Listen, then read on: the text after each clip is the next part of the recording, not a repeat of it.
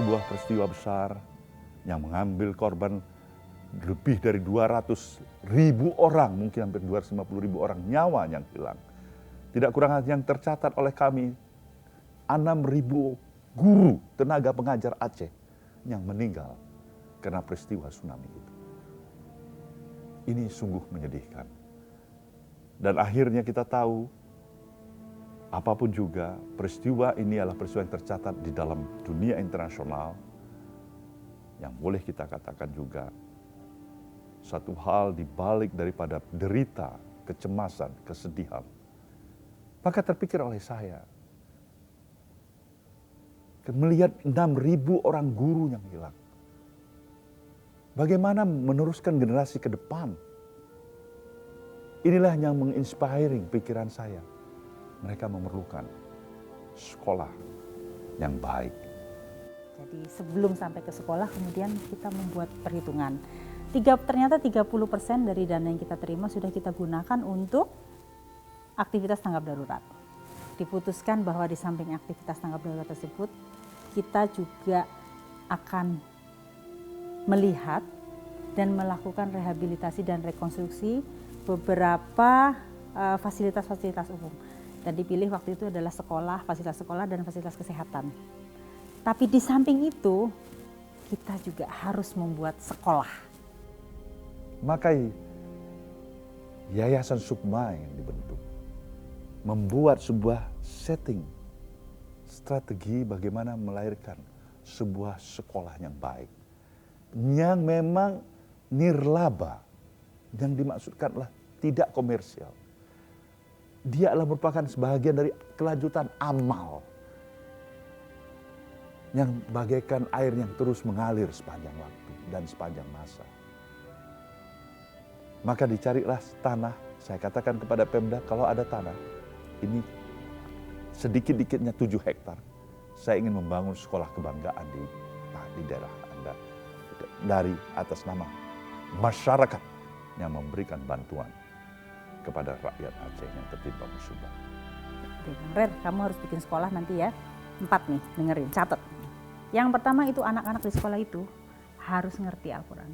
Ngerti loh, bukan baca. Baca dan ngerti lain.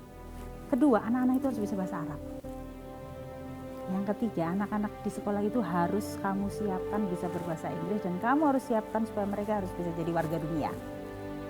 Nah, keempat ini yang paling penting nih, catat. Sebelum catat dia suruh saya nyanyi. Coba kamu nyanyi dari Sabang sampai Merauke. Di meja Bapak tuh yang besar tuh. Kok kita suruh nyanyi? Kenapa Pak? Nyanyi. Dari Sabang sampai Merauke. Dari kecil kamu nyanyi dari Sabang sampai Merauke kan saya nyanyi. Terus begitu sampai berjajar pulau-pulau, itulah Indonesia. Nah, anak-anak sekolah itu, anak-anak itu nanti adalah anak-anak yang paham. Tidak ada yang namanya Indonesia kalau tidak ada Aceh sama Papua. Kau pikirlah itu, bikin sekolah yang seperti itu. Nah, itulah lahirnya 3 sekolah Sukma bangsa. Baik itu yang di Loksmawe, di Pidi, dan di Sikli. Sampai sekarang. Memang sekolah itu bukan komersial. Saya sekali lagi ingin ingatkan, itu adalah sekolah yang memang diniatkan untuk memberikan bantuan pada anak-anak tsunami yang miskin, yang tidak punya berdaya. Sampai saat ini masih eksis dan baik. Dan anehnya ketika saya minta supaya Pemda meneruskan, tolong teruskan ini secara baik, tidak ada yang mau. Karena memang bagaimana biaya perawatannya, bagaimana memotong rumputnya yang 7 hektar, bagaimana menjaga kebersihannya, bagaimana membayar honor gaji guru, tentu merupakan permasalahan yang cukup pelik. Saya katakan Metro harus tetap bertanggung jawab oleh Yayasan Sukma Bangsa ini. Sepanjang Metro eksis, dia harus bertanggung jawab. Inilah buat bahagian dan program, katakanlah kemanusiaan yang berkelanjutan. Yang pertama sangat memotivasi saya sekolah keluarga saya. Karena keluarga saya pengen kali saya sukses dan melihat saya bahagia pada akhirnya. Kalau di sekolah ini memiliki beasiswa full, mungkin katanya mungkin kamu Lena bisa sekolah di situ karena kamu anak korban tsunami.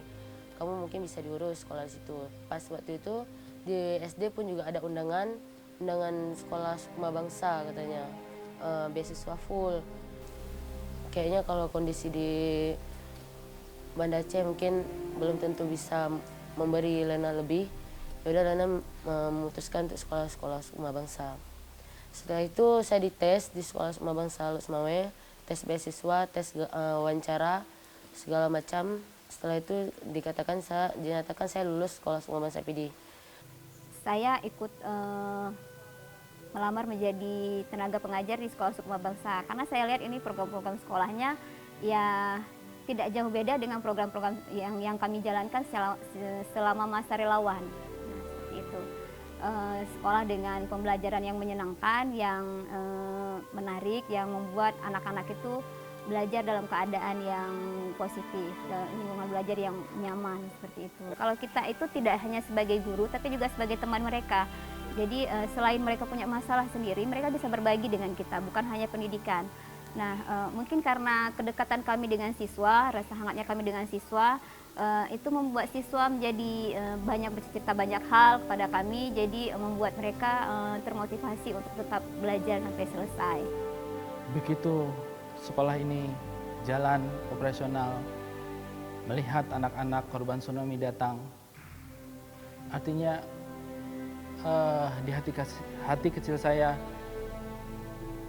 inilah hasil dari jerih payah, hasil dari solidaritas para penyumbang, para relawan, para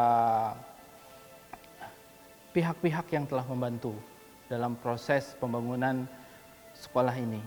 Sekolah ini telah mendidik anak-anak yang awalnya trauma terhadap tsunami, kemudian bangkit, mempunyai motivasi yang tinggi untuk belajar, sehingga mereka bisa menatap masa depan.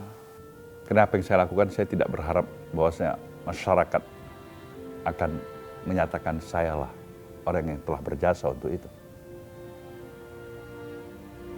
Tapi yang saya harapkan, ini adalah memberikan azas manfaat yang sebesar-besarnya bagi seluruh masyarakat yang memerlukan.